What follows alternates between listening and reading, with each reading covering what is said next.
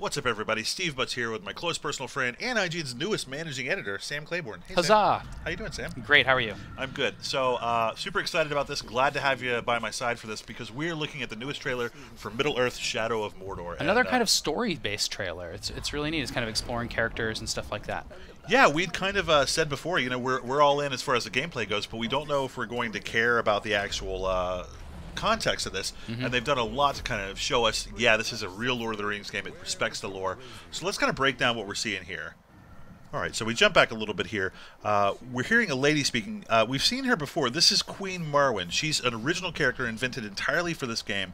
She's queen of the tribesmen of Nirn. What do you know about the tribesmen of Nirn, Sam? Well, the Sea of Nirn and Nirn are south of Orodruin, the Mount Doom in Mordor, and they're kind of Sauron's farmland. So we've seen some kind of greener areas in this game, and you wonder, oh, if this is all in Mordor, you know, what's going on here? Well, it's because some of Mordor actually is lush, but it's also, you know, it's still pretty deserty, and there are people that live down there according to this game, but we don't know anything about them from the literature. Yeah, and she is the one who sort of brings back Celebrimbor, who we're seeing here in this showdown between these three characters. We'll get to them in a minute. Celebrimbor, we found out in the previous trailer, is the guy who forged the rings, and he's the wraith that is sort of animating Talion and providing him the power that he needs to fight the guys in Mordor.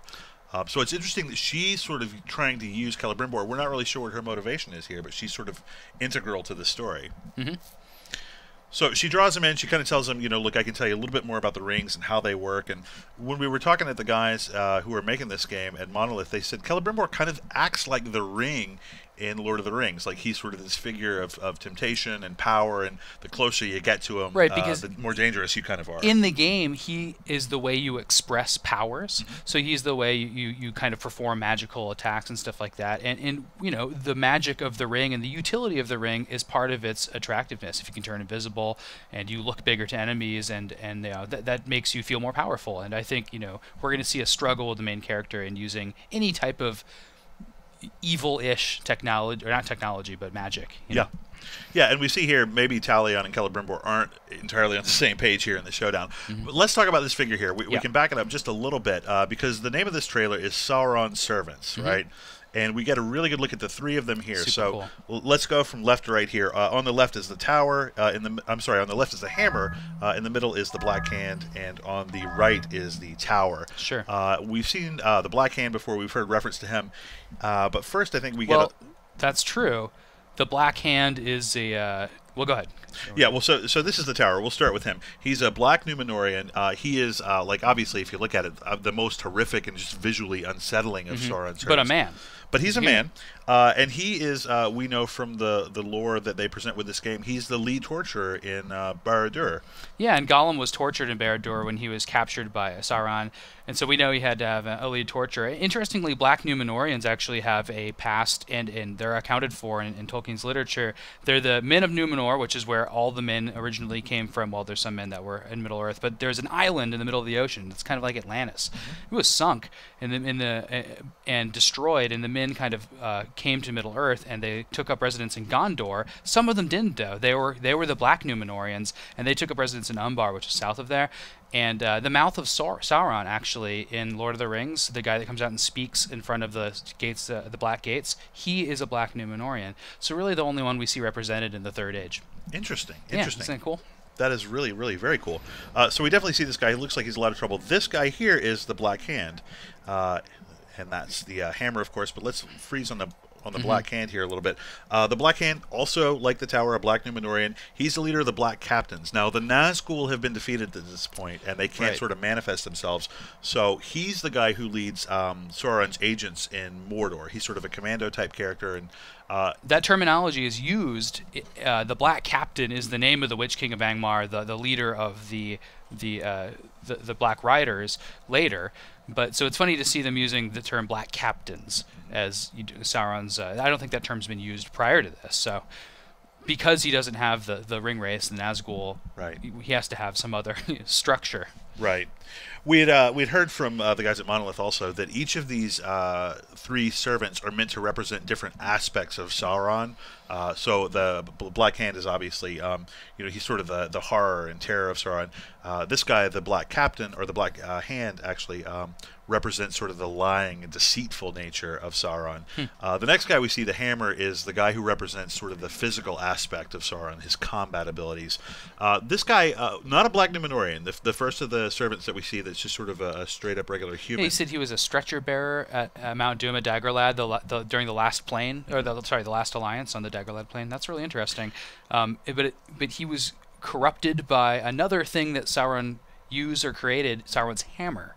Yeah, now we saw the hammer in the previous trailer that he gives Celebrimbor, Sauron, of course, known as the bringer of gifts, right? In his sort of like deceitful aspect as a friend. Here, let me help you out by giving you something. And there's always a little barb in that for the person who receives the gift. He's also a skilled smith, right? So people are curious about his abilities as a smith, and I think that's what leads him to. Well, that's what leads Celebrimbor to be interested in dealing with the bringer of gifts. Yeah. So this guy, the Hammer, seeing a lot of his friends sort of go out and die gloriously in battle, becomes a little disillusioned, picks up this hammer at the end of the battle, and through that hammer sort of becomes corrupted and then is bent to Sauron's will, and then becomes sort of the embodiment of Sauron's combat abilities. And you can see here he's got this sort of amazing armor and all these scars on his face. Very terrifying looking guy overall. It's just interesting to see men as characters in the service of Sauron instead of orcs. I think that's really cool. And of course, there's corrupted men all through Lord of the Rings, but they're not in lead roles. There's the Nazgul who have become something else. Right. There's the Mouth of Sauron. There's kind of Saruman as his agent, but there's not a lot of humans that we see as in this type of leadership position in his military. Which I really like. I mean, I enjoy seeing this because Lord of the Rings is a little racist in terms of the way it kind of divides good and evil, right? And so it's good to see them really playing up the idea of choice. Like, you as a human being have a choice to be good or evil, and to see some guys really on the bad side and kind of really embrace that makes the game story, I think, a lot richer for me. What we're seeing here, this is going to be in the prologue. I don't think this is intended to be a playable section. In the lore of the game, Celebrimbor accepts the gift from Sauron, makes the rings, and then Sauron takes the very hammer that he gave him to make the rings with, murders Celebrimbor's family, and kills Celebrimbor. The same thing happens with Talion, who's a ranger of Gondor, and that I think is what we're seeing here. This is Talion's wife and Talion himself over there on the left, being held by a bunch of orcs, and then the Black Hand is obviously walking there in the background. And we see things don't go too well for Talion's family here. That was the tower holding him. Oh, very disgusting. And now, take a look at this. Now, this looks like it looks like the Hammer, who is the human soldier, but he's holding what looks like the same mace that Sauron uses. Yeah, it's a mace. I mean, Sauron's version of that mace is much bigger, but and the tower doesn't look as big as Sauron, but that's really interesting. It's the same kind of design. Yeah.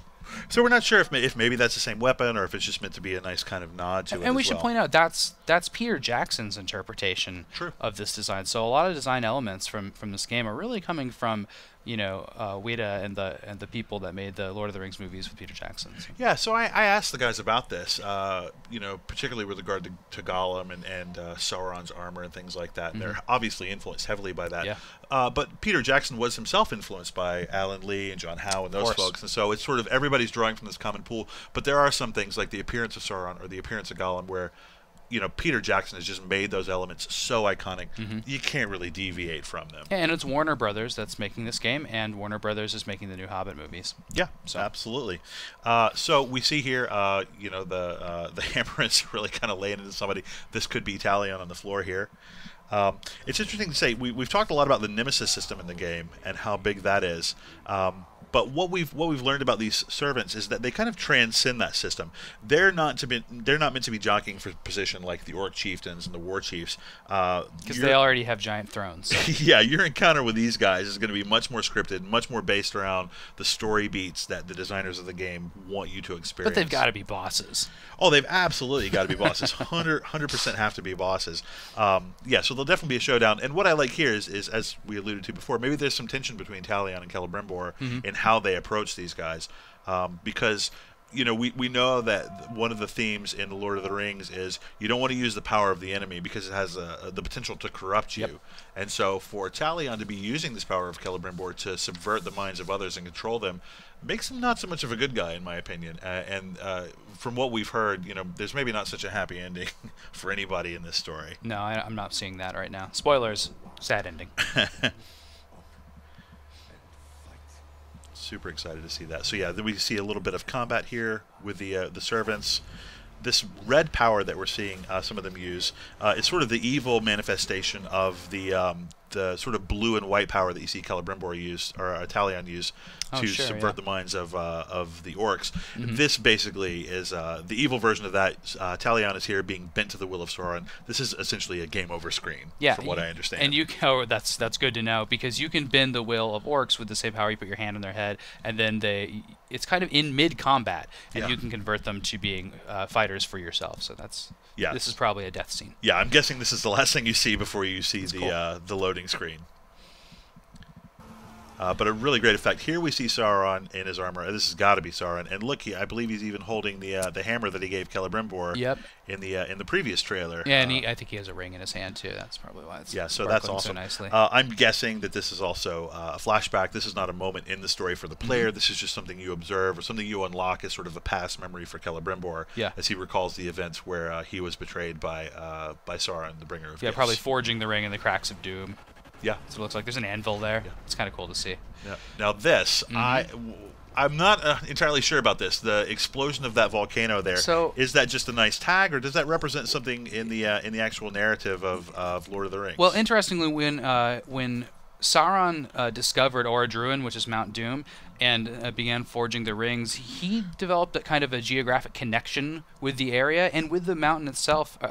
It only erupts kind of based on his presence there. When he fled Mordor in the Third Age, he was not the mountain did not erupt or anything. It's only when he came back there that the mountain started, really becoming active again as a volcano. So it's definitely linked to his power and his presence.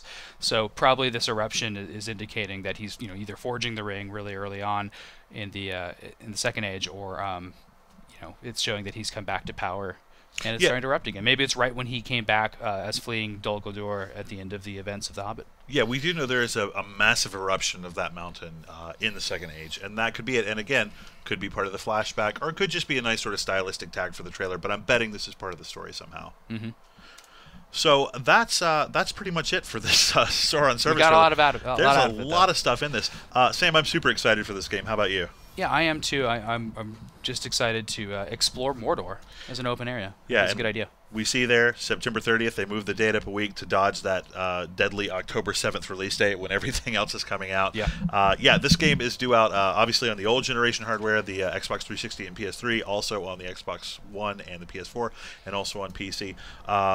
Super excited about the gameplay, and even more excited now that I understand a little bit more of the story. So, for more on Lord of the Rings and everything that you're into, you're already in the place you need to be, ign.com.